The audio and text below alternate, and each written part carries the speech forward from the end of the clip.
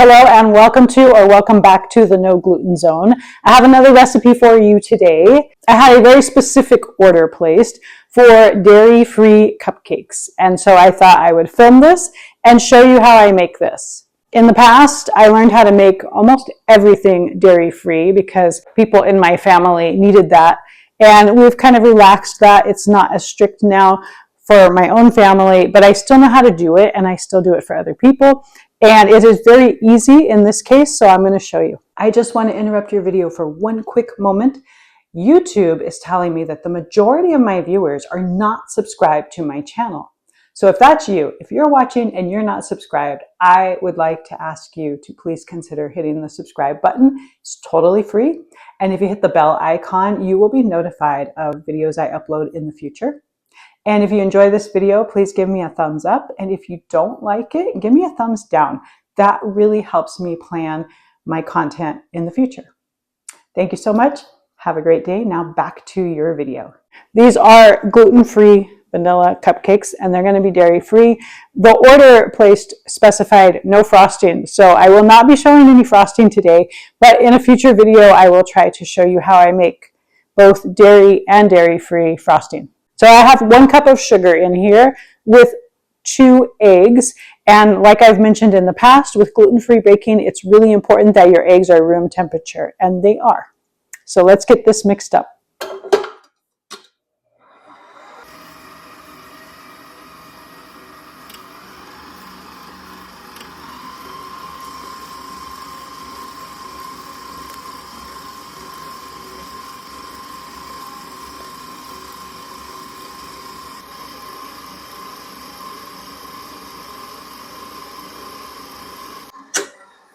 So our sugar and our eggs are well mixed together. In this bowl, I have 1 1/4 cup of my brown rice flour mix, and I will put a link in the description box to my video where I show you how to make that flour mix. It is not a 1-to-1 flour mix, but just a general gluten-free flour mix.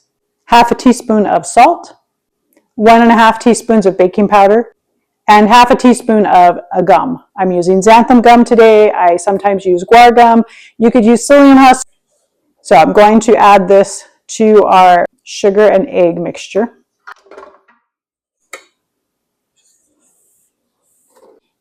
And this is where the dairy-free option comes in. This is 1/2 cup of oil. I'm using avocado oil, but any light neutral flavored oil will work.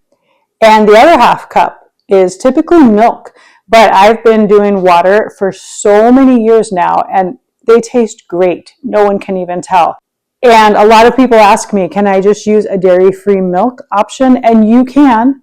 What I have found, though, in my experience is they all have like a little bit of an aftertaste. They all have a little different aftertaste depending what that dairy-free milk is made out of. And that taste comes through in whatever you're baking. So for baking, if I want dairy-free, in most cases, I'm just going to substitute water, and it works just as great. So we have 1/2 cup of oil, 1/2 cup of water. If you are not dairy-free, you can totally put 1/2 cup of milk in here. And then I'm going to add 1 tablespoon of vanilla extract. And we're going to mix this together.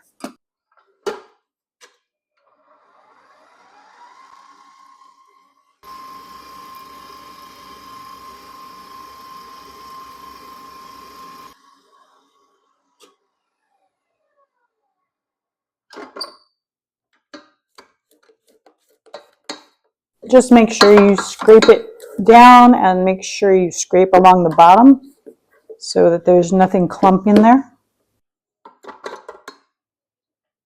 And I know I've talked about this before, using these ice cream scoops to fill your cupcake or muffin tins. And I like the ones with the little scraper inside because it gets the batter out. But this allows you to make them all the same size because you're measuring that size.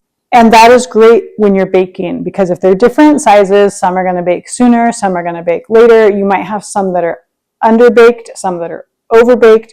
So this helps you keep them all a uniform size and bake very evenly.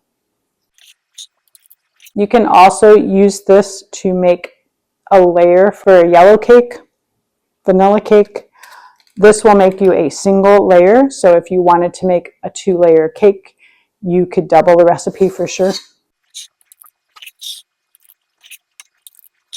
I have unbleached paper cupcake liners in here, but you can spray it with oil or butter the pan alternatively.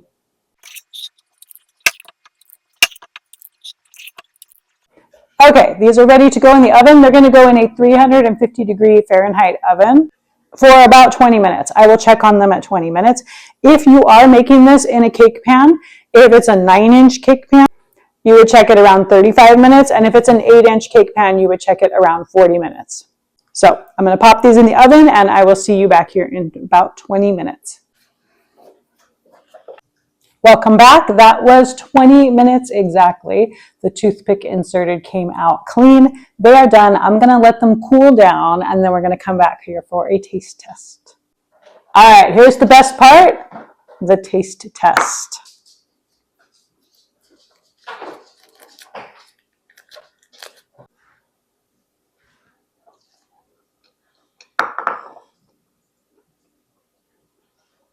Moist, soft, as you can see. It's not dry or crumbly. Like some gluten-free things get like a sandy texture. Sometimes that's from over mixing. You don't want to over mix it when you're mixing it. Very, very good. Personally, I would prefer it with some frosting, but this will do for today. Thank you for joining me. If you make this, please comment down below and tell me how you liked it. And let me know what kind of frosting you put or if you didn't put. Thank you for joining me. Have a great day, guys, and God bless you.